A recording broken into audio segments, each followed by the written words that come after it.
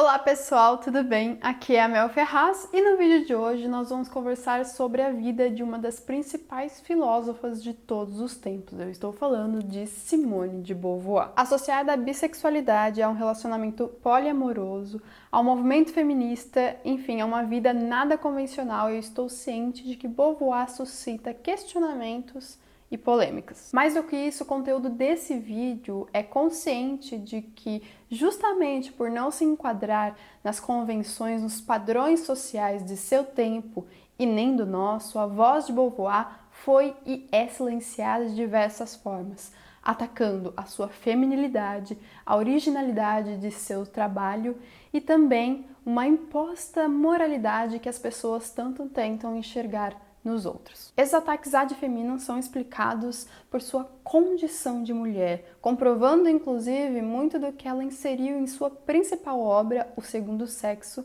grande clássico do movimento feminista na década de 60. Até essa semana eu pouco sabia sobre sua vida e obra, mesmo já tendo ouvido muito falar sobre ela, e eu queria bastante ler alguma biografia, então foi com muito entusiasmo que eu recebi e li esse lançamento da editora Planeta, a biografia Simone de Beauvoir, Uma Vida.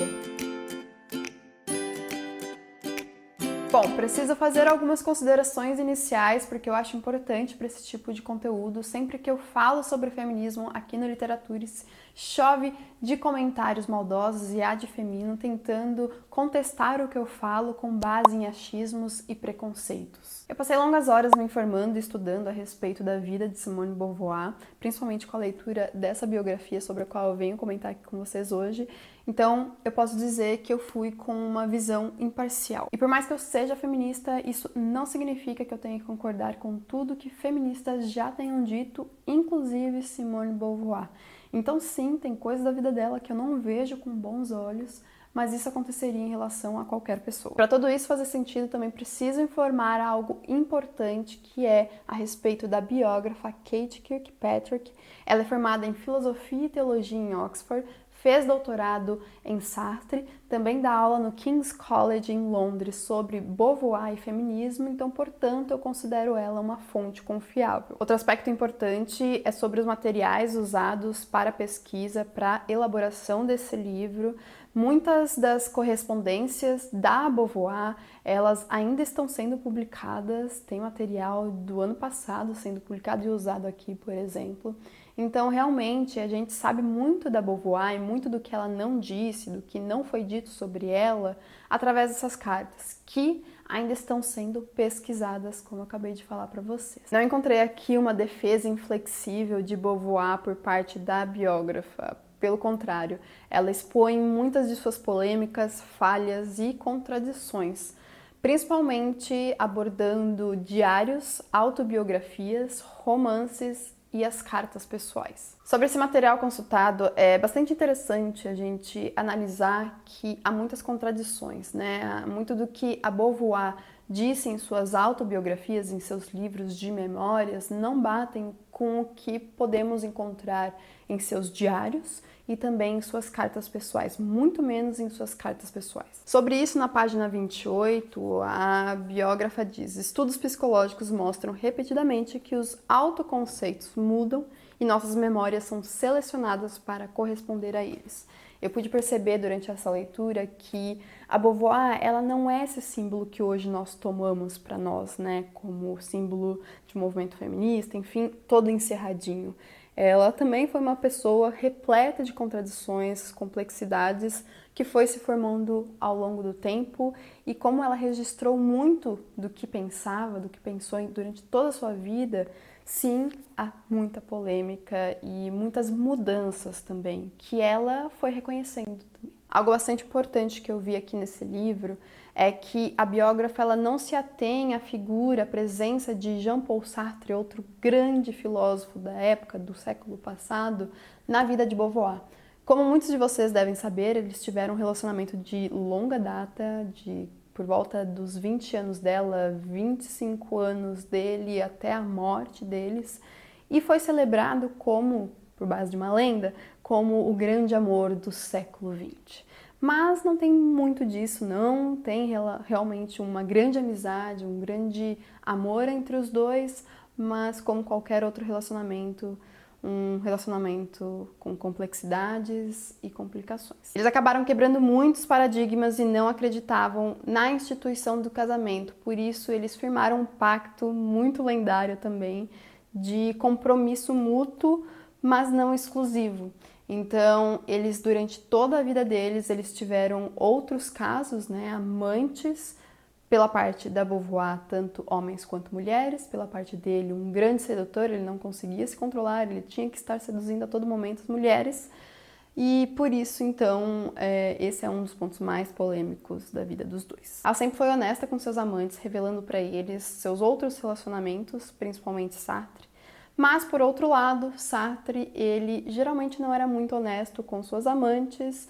Para algumas ele nem falava dos seus outros casos, mas sobre o Beauvoir ele sempre falou, ela sempre foi uma constante em sua vida. Uma de minhas principais divergências aqui é quanto às amantes que eles tiveram, porque eu pessoalmente não acredito no relacionamento entre professor e aluno, porque consigo enxergar uma situação de muita desigualdade entre ambos. E as amantes de Beauvoir e de Sartre, algumas eram ex-alunas, muitas vezes com 17, 19 anos, enquanto eles tinham aí 20, 30, 40, 50, por aí vai. Vejam, essa é uma questão bastante delicada e é preciso que a gente tenha bastante cuidado e atenção ao abordá-la. Aqui no livro isso é abordado de forma muito aberta, inclusive na página 158, diz assim: em 1942, a idade de consentimento para relacionamentos homossexuais aumentaria para 21 anos, ao passo que para relacionamentos heterossexuais continuaria sendo 13 anos.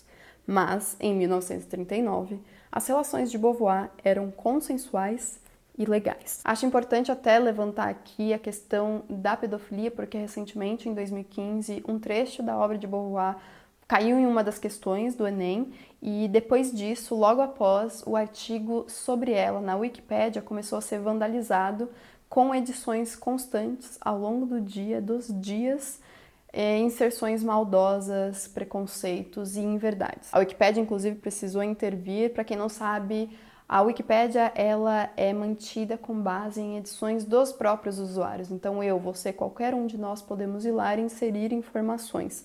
Até um episódio interessante, né, engraçado que eu posso aqui compartilhar com vocês é que eu sou formada em estudos literários pela Unicamp e no meu ano de caloura, na matéria introdutória sobre literatura brasileira, nós estávamos estudando Os Sertões do Euclides da Cunha e eu me preparei, li tudo para a aula e uma colega falou para mim, porque esse livro aí ele é um romance.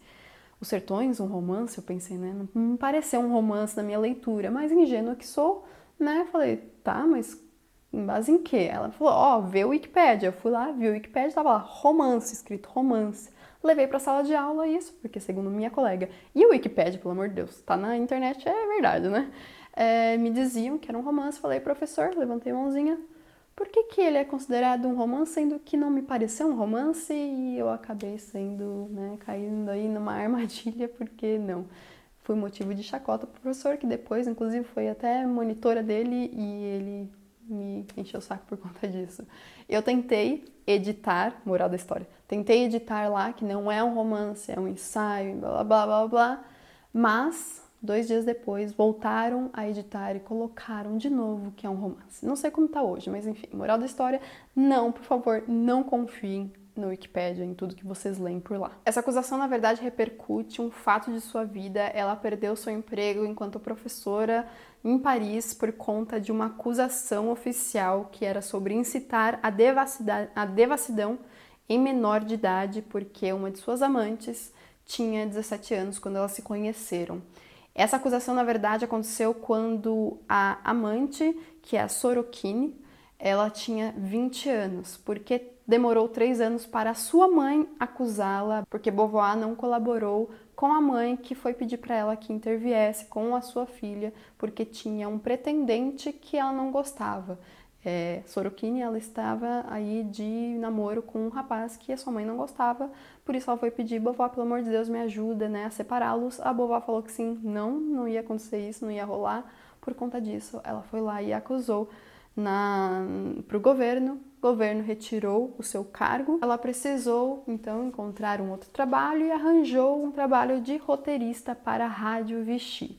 Nisso surge uma outra acusação, a de que ela teria sido nazista, e para mim soa um total absurdo assim, porque é somente com essa informação de que ela trabalhou para a Rádio Vichy, que era uma rádio do governo colaboracionista. Sobre isso, na página 170, nós temos que uma pesquisa de Ingrid Gauster mostrou que o conteúdo das transmissões de Beauvoir não era colaboracionista. Era difícil, na Paris ocupada, traçar limites claros entre resistência e colaboração. O que muitos não falam é sobre como ela viveu, o que ela e seus amigos intelectuais fizeram durante a ocupação, período no qual ela morou em Paris, sim, até antes, na véspera de que Paris caiu sob domínio dos nazistas, ela até saiu da capital, indo para o interior, mas acabou voltando porque ela não conseguia ficar longe de Paris. Mas eles até mesmo tentaram criar um grupo de resistência chamado Socialismo e Liberdade, cuja primeira reunião aconteceu no quarto de Beauvoir. Outro assunto que temos aqui é sobre Beauvoir ter vivido durante muito tempo sob a sombra de Sartre, na verdade diria que até hoje isso acontece. Um exemplo, quando eles fundaram uma revista chamada Os Tempos Modernos, logo depois da guerra ter acabado, ela ficou conhecida como a revista de Sartre, mas na verdade os dois é que a criaram. Também Sartre é conhecido pelo existencialismo, e nós sabemos, inclusive aqui na página 79, fala sobre isso, sabemos que Beauvoir ela já pensava sobre coisas que dariam start para o existencialismo antes mesmo de conhecer Sartre. Então, aos 19 anos, ela já experimentava ideias que se tornariam famosas na década de 40 por serem existencialistas, em outras palavras, de Sartre, e aqui cita um pensamento dela, né? O ato é a afirmação de nós mesmos. Ela queria saber se nossas ações nos familiarizam conosco mesmos, se estávamos ali o tempo todo, ou se nos criam. E para exemplificar um pouco mais isso, como se já não fosse bastante, na verdade tem muita coisa que eu poderia mencionar aqui, mas vou mencionar as notícias de jornais que saíram quando ambos morreram, né? Sartre morreu acho que 5 ou 6 anos antes de Beauvoir, e quando ele morreu, quase nenhuma resenha e notícia falava sobre Beauvoir, enquanto que quando ela morreu, sempre era sob a sombra dele, sempre mencionando ele e depreciando sua obra. Um sempre lia a obra do outro, opinando, revisando e até mesmo assinando para a publicação. Então é difícil dizer até onde vai a influência de um na vida do outro, entende? Só que por conta da condição de mulher de Beauvoir, muito do que ela produziu foi relegado às sombras. A sombra, na verdade, sombras no plural de Sartre. Aí algo que eu quero muito aqui comentar com vocês, porque eu acho muito empolgante e interessante, é a questão da importância da tradução. A obra da Beauvoir já sofreu muito em relação a isso, quanto à edição, né, ao processo de publicação e, sobretudo, com as suas traduções. A primeira tradução de O Segundo Sexo para os Estados Unidos, para o inglês, foi assim de uma canalice sem tamanho. Ela foi feita por um professor de zoologia, vejam bem, e a autora, como disse o editor, sofria de verborreia. Então, por isso, eles queriam cortar muita coisa. 15% do original foi cortado. Parsley, que foi o tradutor, não tinha formação em filosofia nem em literatura francesa e não notou muitas das ricas conotações filosóficas e alusões literárias do francês original, fazendo a obra parecer muito menos rigorosamente filosófica do que era. Ele também cortou seções e traduziu partes de uma maneira longe de ser inocente. A seção mais atingida foi a da história das mulheres, de onde ele excluiu 78 nomes de mulheres e quase todas as referências a formas socialistas de feminismo. Ele cortou referências à raiva e à opressão das mulheres, mas manteve as relativas aos sentimentos dos homens. Sobre isso, Beauvoir disse que muito do que é importante para mim foi omitido. Ela pediu que ele declarasse claramente no prefácio da edição americana, estadunidense, aliás, que havia omitido e condensado a obra, mas ele, por sua vez, na verdade não fez isso. O que ele falou é que, abre aspas, praticamente todas essas modificações foram feitas com a permissão expressa da autora. Em uma entrevista em 85, Beauvoir comentou que tinha muito ressentimento em relação a Partley, ao tradutor.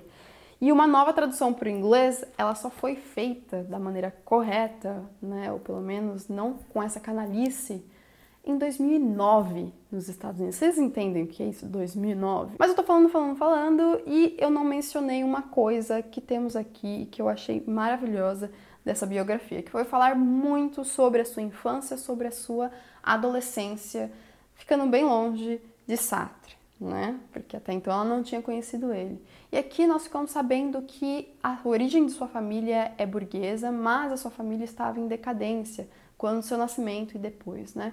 Então eles sofreram bastante alguns períodos aí, passaram fome, passaram dificuldades, mas sua origem então é burguesa, é tradicionalíssima, sua mãe é cristã, foi cristã fervorosa, e o seu pai chegou até mesmo a dizer que ela pensava como homem. Portanto, nós temos esses períodos aqui que foram muito importantes para a formação da Beauvoir, da jovem que se tornou brilhante quando escolheu fazer faculdade de filosofia a contragosto de seus pais. Mas ela acabou dando jeitinho e conseguiu fazer, inclusive nos exames de admissão para passar, enfim, nas matérias, ela sempre se destacava mais do que homens. E aí que eu acho que ela começou a incomodar a sociedade, sempre colocando coisas nada convencionais aí para as pessoas terem que digerir. Foi na faculdade que ela conheceu Sartre, ela tinha por volta de 20, 21 anos.